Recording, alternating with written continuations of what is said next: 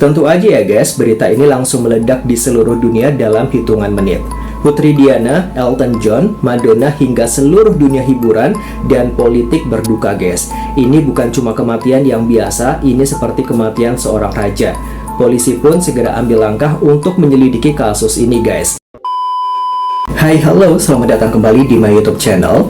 Video kali ini aku akan membahas kasus pembunuhan dari Gianni Versace guys. Kasus ini sangat menarik ya, karena korbannya adalah icon fashion dunia dan pelakunya adalah pembunuh berantai yang sangat cerdas tapi juga gila guys. Seperti apa ceritanya? Keep on watching.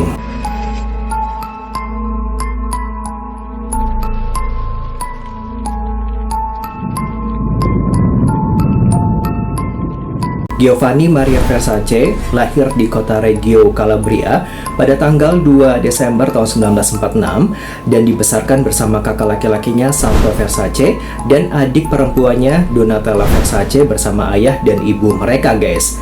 Di dunia mode, nama Gianni Versace bukan sekedar nama ya.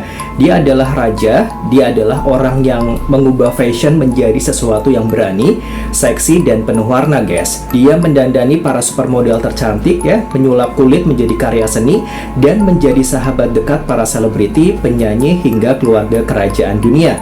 Pada tahun 1997, Gianni hidup dalam kemewahan luar biasa di Miami Beach, Florida. Rumahnya sangat megah, hidupnya sempurna, dan karirnya sangat di puncak kejayaan guys. Tapi siapa sangka di balik kemewahan itu, ada mata yang terus mengawasi mata yang penuh kebencian guys. Dan dalam sekejap, sejarah dunia mode akan berubah selamanya oleh sebuah peluru. Di tanggal 15 Juli tahun 1997 pada pukul 8:45 pagi guys, seperti biasa Gianni Versace keluar dari rumah mewahnya yang bernama Casa Casuarina. Dia berjalan kaki santai menuju toko koran langganannya di ujung jalan sambil menikmati udara pagi di Miami ya, yang sangat segar dan matahari yang bersinar cerah guys. Dia membeli majalah dan koran lalu berjalan kembali ke arah rumahnya. Saat dia sampai di tangga depan pintu masuk rumahnya, dia berhenti sejenak. Dia membetulkan kacamata hitamnya. Dia memegang tas koran di tangan kanannya guys.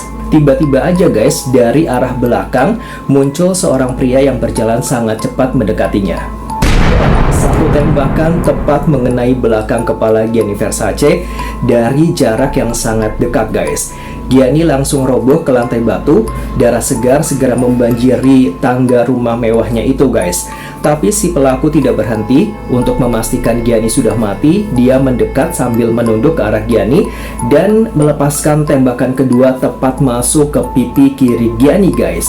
Aksi itu dilakukan dengan sangat keji, cepat, dan pasti tentunya. Warga sekitar yang melihat langsung berteriak panik. Beberapa orang mencoba mengejar, tapi si pelaku lari dengan sangat cepat menuju gang sempit guys ya. Kemudian masuk ke dalam mobil dan akhirnya langsung menghilang guys. Gianni Versace, sang maestro fashion ini tewas seketika di depan rumahnya sendiri di hadapan publik. Tentu aja ya guys, berita ini langsung meledak di seluruh dunia dalam hitungan menit. Putri Diana, Elton John, Madonna hingga seluruh dunia hiburan dan politik berduka guys. Ini bukan cuma kematian yang biasa, ini seperti kematian seorang raja. Polisi pun segera ambil langkah untuk menyelidiki kasus ini guys. Di tengah kejadian, mereka ini menemukan selongsong peluru kaliber 40 S dan W. Dan yang paling penting guys ya, mereka ini menemukan sebuah koper abu-abu yang ditinggalkan pelaku di dekat TKP. Isinya sangat mengejutkan guys, ada pakaian, paspor palsu, dan buku catatan yang berisi daftar nama-nama orang terkenal. Dan saat polisi mencocokkan modus operandi, mereka ini sadar ini bukan pembunuhan acak. Pelaku ini adalah orang yang sama yang telah membunuh 4 orang lain sebelumnya di berbagai negara bagian guys. Ia adalah Andrew Cunanan. Kalian pasti bertanya-tanya guys, siapa Andrew Cunanan? Nah, kenapa dia bisa sampai membunuh Gianni Versace? Apa hubungan mereka? Apakah ini murni kebencian atau ada skandal besar yang ditutup-tutupi selama ini guys? Kita akan membahas siapa sosok Andrew Cunanan sebenarnya. Sebelumnya kita udah melihat bagaimana Gianni Versace ini tewas mengenaskan ya di depan rumahnya sendiri guys. Pelakunya lari begitu aja, meninggalkan dunia mode dalam tangis dan ketakutan. Tapi siapa orang yang berani dan tega membunuh ikon dunia itu guys? Seperti yang udah aku bilang tadi ya, dia ini adalah Andrew Cunanan. Saat itu si Andrew usianya baru 27 tahun. Dia ini sangat muda, tampan, dan pandai bicara. Tapi di balik senyum manisnya guys, tersimpan jiwa psikopat yang sangat berbahaya. Andrew lahir di California. Sejak kecil, dia sudah menunjukkan kecerdasan di atas rata-rata guys. Dia bisa bicara beberapa bahasa asing, dan dia sangat paham soal seni dan gaya hidup mewah. Tapi Andrew punya satu obsesi yang sangat besar guys. Dia ingin hidup kaya raya tanpa bekerja keras. Caranya sangat unik guys. Dia sangat pandai bergaul dengan kaum pria kaya dan tua. Dia menjadi kekasih, teman bicara, dan pendamping mereka. Orang-orang menyebutnya sebagai gigolo kelas atas. Dia tinggal di rumah yang sangat mewah, makan di restoran bintang 5, memakai baju bermerek. Semua ditanggung oleh para sahabat kaya yang tergila-gila padanya. Dia pandai sekali memanipulasi perasaan orang guys. Dia ini bisa membuat pria manapun merasa spesial, lalu mengambil keuntungan dari situ. Tapi di balik pesonanya, Andrew punya sifat yang sangat gelap. Dia ini sangat posesif, mudah marah, dan punya narsistik yang sangat tinggi guys. Dia selalu merasa yang paling hebat di dunia ini guys. Mulai tahun 1997, hidupnya mulai berantakan. Hubungannya dengan orang-orang kaya ini putus guys. Uangnya mulai menipis, dan entah kenapa kegilaannya mulai muncul ke permukaan publik. Nah, bukan sekedar marah biasa, tapi keinginan untuk memusnahkan orang-orang yang dia anggap mengkhianati atau menolaknya. Dan tepatnya pada bulan April 1997 ya, si Andrew Cunanan ini resmi berubah menjadi seorang monster yang sangat kejam. Sebelum menembak Versace, Andrew sudah membunuh 4 orang secara berantai di berbagai kota. Yang pertama, Jeff Troyle. Pada 27 April, ini adalah mantan kekasihnya, dipukul mati ya dengan palu di Minneapolis. Dan yang kedua, David Madsen pada tanggal 3 Mei, yaitu teman yang ikut bersamanya ya, juga ditembak mati. Kemudian Lee Miglin pada 4 Mei, dia adalah pengusaha real estate kaya di Chicago. Lehernya ini digorok dengan sangat sadis dan mobilnya dicuri guys. Dan yang keempat, ini ada William Reyes pada 9 Mei. Dia adalah seorang penjaga makam di New Jersey ya, ditembak hanya untuk mengambil truknya aja guys. Modus operandinya selalu sama ya, dekat dengan korban, lalu serang secara tiba-tiba dengan kejam. FBI ini langsung turun tangan mendengar berita ini dan langsung memasukkan namanya ke daftar most wanted list atau buronan paling dicari. Seluruh Amerika waspada, tapi Andrew seolah punya kemampuan goib guys. Dia selalu selangkah di depan polisi. Dan dia terus bergerak ke selatan menuju Florida, menuju Miami, dan menuju Gianni Versace. Kira-kira kenapa ya? Itulah pertanyaan jutaan orang pada saat itu guys. Kenapa dia bisa membunuh orang-orang tak bersalah itu? Dan yang paling besar, apa hubungan dia dengan Gianni Versace? Apakah mereka mantan kekasih? Apakah Versace menolaknya? Atau ini hanya pembunuhan secara acak ya demi ketenaran? Selanjutnya kita akan bahas teori-teori mengejutkan dengan skandal ya, dugaan skandal, dan bagaimana Andrew hidup bebas di Miami saat dicari seluruh dunia. Kita tahu guys siapa Andrew Cunanan. Dia adalah pria yang sangat tampan, cerdas ya, namun memiliki jiwa psikopat. Dia sudah membunuh 4 orang dan menjadi buronan nomor 1 FBI. Setelah membunuh di Chicago dan New Jersey, dia menghilang. Polisi sampai bingung kemana arahnya dia menghilang guys. Ternyata dia tidak bersembunyi di gua atau hutan. Dia justru pergi ke tempat yang paling ramai, paling terang ya, dan paling sulit dipercaya, yaitu Miami Beach. Dan di sana dia juga melakukan sesuatu yang sangat ekstrim dan sangat gila guys. Dia hidup tenang, seolah tidak terjadi apa-apa ya, sambil menargetkan mangsa utamanya. Saat seluruh Amerika mencari wajahnya di TV dan juga koran ya, si Andrew Cunanan ini justru bersantai di Miami guys ya. Dia tinggal di hotel-hotel murah, sering pergi ke bar dan klub malam. Dia juga bertemu dengan orang-orang baru. Dia bahkan sampai berkenalan ya dengan seorang pria bernama Lorenzo. Lorenzo menggambarkan Andrew sebagai pria yang sangat manis, sangat kaya cerita, dan sangat mempesona. Andrew bahkan sempat menginap di apartemen Lorenzo selama beberapa hari guys. Andrew tidak menyamar sosok yang jahat. Dia tetap berpakaian rapi ya, tetap bergaya, dan berjalan santai di siang bolong. Ini membuktikan satu hal, kalau si Andrew ini pria yang sangat percaya diri, atau mungkin dia memang gila dan tidak takut mati guys. Padahal dia tahu bahwa dirinya seorang buronan, tapi dia menikmati sensasinya. Pertanyaan terbesar yang menghantui dunia saat itu, kenapa harus Versace ya? Teori yang paling kuat dan paling heboh mengatakan nih guys, kalau mereka berdua saling mengenal.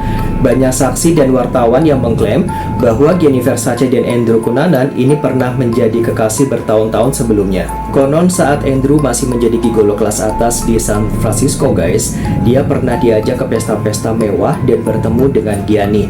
Ada yang bilang hubungan mereka sangat dekat ya, tapi kemudian putus dengan secara tidak baik-baik ya, atau sangat buruk guys. Ada teori yang mengatakan bahwa si Andrew ini merasa dibuang atau merasa Gianni tidak lagi menganggapnya bisa dibilang sangat penting ya dalam hidupnya.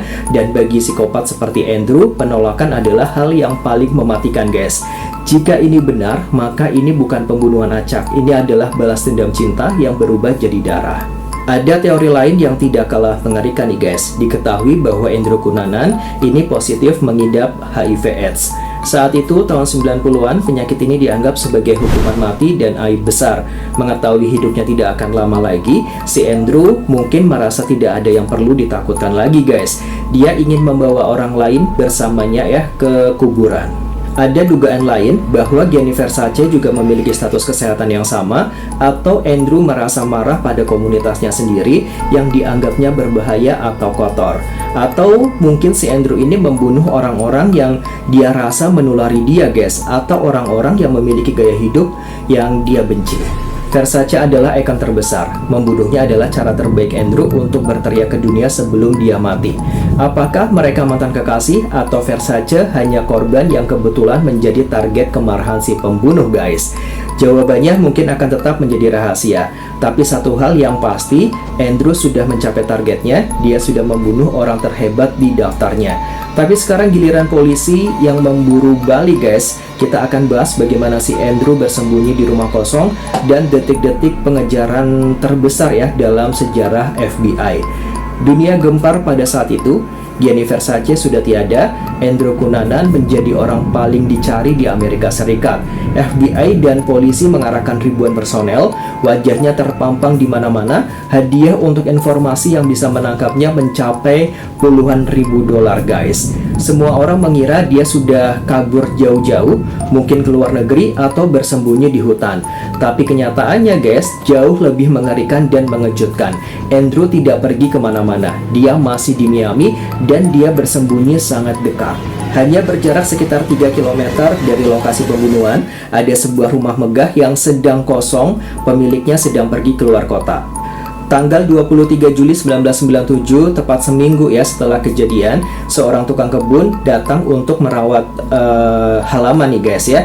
Dia melihat sesuatu yang aneh. Pintu belakang rumah itu terkunci dari dalam dan ada sampah makanan kaleng yang baru. Dia mulai curiga lalu segera melapor ke polisi. Dalam hitungan menit aja guys, lokasi itu dikepung total ya. Puluhan mobil polisi, agen FBI ya, tim SWAT dengan senjata lengkap ini mengepung bangunan itu dari segala arah. Mereka yakin 99% di dalamnya adalah Andrew Cunanan guys. Suasana saat itu sangat mencekam ya. Polisi menggunakan pengeras suara untuk berteriak, "Andrew Cunanan, keluar dengan tangan di atas, kami sudah mengepung rumah ini." Tidak ada jawaban apapun guys dari dalam rumah mewah itu ya. Suasana sangat hening total. Polisi takut masuk sembarangan guys. Mereka tahu Andrew adalah psikopat berbahaya dan punya senjata. Dia bisa saja melakukan bom bunuh diri atau menembaki polisi dari jendela. Mereka menggunakan anjing pelacak, menggunakan kamera serat optik ya untuk melihat ke celah pintu. Akhirnya setelah berjam-jam menunggu, polisi memutuskan untuk mendobrak masuk mereka, menyerbu ruangan demi ruangan. Di lantai atas, di sebuah kamar tidur utama, polisi akhirnya menemukan sosok yang mereka cari. Andrew Cunanan ada di sana, dia sedang berbaring di atas kasur guys. Dia tidak menembak dan dia tidak melakukan perlawanan apapun guys. Saat polisi menemukan dia sudah menodongkan pistol ke mulutnya sendiri. Sebelum polisi sempat menangkapnya hidup-hidup, Andrew Cunanan menarik pelatutnya. Dia memilih untuk mengakhiri hidupnya sendiri guys. Dengan satu tembakan, pembunuh berantai paling dicari di Amerika itu tewas seketika. Kasus ini akhirnya tamat, tapi keadilan terasa belum sempurna. Andrew mati begitu saja tanpa diadili, tanpa dimintai keterangan, dan tanpa menjawab pertanyaan besar, kenapa dia melakukan itu. Banyak cerita yang ikut mati bersamanya guys. Kita akan bahas apa yang ditemukan di dalam rumah itu, misteri senjata yang hilang, dan apakah benar ada orang lain yang membantu Andrew dalam persembunyiannya guys. Andrew Cunanan, sang pembunuh, memilih mengakhiri hidupnya sendiri dengan menembak kepalanya. Dengan kematiannya, semua orang berharap kasus ini selesai guys. Tapi saat polisi masuk dan memeriksa setiap sudut ruangan, mereka justru menemukan lebih banyak pertanyaan baru guys. Ada hal-hal yang tidak masuk akal ya, ada barang bukti yang hilang, dan ada indikasi kuat bahwa Andrew mungkin tidak sendirian selama masa persembunyiannya. Polisi melakukan penyisiran detail di seluruh sisi rumah itu. Apa yang mereka temukan menunjukkan betapa tenangnya Andrew selama di sana. Dia tidak hidup menderita, dia punya persediaan makanan kaleng, air minum, dan dia rajin membaca koran tentang dirinya sendiri. Di lantai berserakan potongan koran yang membuat berita pembunuhan Versace dan daftar buronan FBI. Sepertinya dia sangat menikmati ketenarannya. Tapi ada satu benda yang tidak ada di sana guys, yaitu senapan pistolnya hilang. Bukannya tidak ditemukan, tapi yang ada di tangannya hanyalah pistol yang berbeda. Pistol yang dipakai bunuh diri itu adalah senjata lain, bukan pistol 40S dan W yang dipakai untuk membunuh Gianni Versace dan korban lainnya guys. Kemana perginya senjata pembunuhan itu? Apakah dia buang ke laut atau dia berikan pada seseorang? Banyak penyelidik dan penulis buku memiliki teori yang sangat berani guys. Mereka percaya saat polisi mengepung rumah itu dan berteriak-teriak selama berjam-jam, Andrew tidak sendirian di dalam. Ada orang lain yang bersamanya, orang yang melindunginya, yang memberinya dia makan, dan membantunya untuk bersembunyi. Dan akhirnya saat polisi mendobrak pintu ruangan itu guys, orang kedua itu sudah pergi lebih dulu. Kira-kira gimana caranya ya guys? Kok dia bisa pergi gitu aja ya? Ternyata rumah itu memiliki jalan belakang, lorong rahasia, atau atap yang bisa dilalui. Mungkin orang itu keluar lewat jalan lain ya saat polisi fokus ke depan guys. Siapa orang baik hati ini? Apakah kekasih rahasianya? Atau ada kelompok yang membantunya guys? Satu hal lain yang sangat mengganjal di hati polisi yaitu keuangan Andrew. Ingat kan guys di awal tadi bahwa si Andrew itu dikatakan bangkrut ya dan tidak punya uang. Tapi faktanya selama dia keliling membunuh ya dari kota ke kota, dia selalu punya uang untuk hotel, makan, dan transportasi. Dia tidak merampok bank, dia tidak mencuri uang korban. Terus dari mana asalnya uang ini? Apakah ada sponsor kaya yang diam-diam mengirim uang ke dia? Ada yang bilang dia dipakai orang lain untuk menghabisi Gianni Versace, lalu setelah tugas selesai, dia dibuang atau disuruh bunuh diri. Teori ini membuat kasus ini bukan sekedar aksi psikopat guys, tapi seperti operasi rahasia yang dirancang sangat-sangat rapi ya. Andrew Cunanan sekarang sudah mati guys. Senjata utama hilang, orang kedua tidak pernah ditemukan. Rahasia besar tentang hubungan mereka, tentang motif, dan tentang siapa yang membantu ikut terkubur guys ya. Tapi dunia tidak bisa begitu saja melupakan kasus ini guys. Kita akan bahas nasib rumah mewah Versace, warisan fashion, dan bagaimana kasus ini mengubah pandangan dunia tentang keamanan dan selebriti. Dua peluru mengakhiri hidup sang maestro. Andrew Cunanan memilih mati ya dengan caranya sendiri, membawa banyak jawaban ke dalam kubur. Kasus ini selesai secara hukum, tapi dampaknya terasa selamanya. Dunia kehilangan jenius kreatif dan dunia mode berubah selamanya. Kita akan melihat bagaimana nasib keluarga Versace, apa yang terjadi dengan rumah bersejarah itu, dan apakah misteri ini benar-benar sudah tamat. Pemakaman Gianni Versace digelar dengan sangat megah dan haru di Milan, Italia guys. Pada pemakaman itu hadir Ratu Sophia Loren, Putri Diana, Putri Caroline dari Monaco, Elton John, Sting, dan ratusan tokoh dunia guys. Gereja dipenuhi bunga-bunga segar hasil karya seni. Mereka tidak hanya menguburkan seorang desainer ya, mereka menguburkan seorang teman baik dan seorang visioner. Saudaranya Donatella Versace dan kakaknya Santos guys, ini berjanji akan meneruskan apa yang sudah dibangun oleh Gianni. Mereka berjanji akan menjaga nama besar Versace agar tidak mati guys. Dan mereka menepati janjinya. Hingga hari ini brand Versace tetap menjadi salah satu fashion house paling kuat di dunia ya, dan paling mewah tentunya guys. Lalu bagaimana dengan rumah tempat darah itu tumpah? Rumah di Ocean Drive nomor 1116 itu guys. Setelah kematian Gianni, rumah itu sempat kosong dan sunyi. Harga rumah itu anjlok karena dianggap sial atau angker. Tapi kemudian seorang pengusaha membelinya dan mengubahnya menjadi The Villa by Barton G, sebuah hotel dan restoran mewah kelas dunia. Orang-orang sekarang bisa menginap di sana, makan di sana, dan berfoto di tangga yang dulu menjadi lokasi kematian itu guys.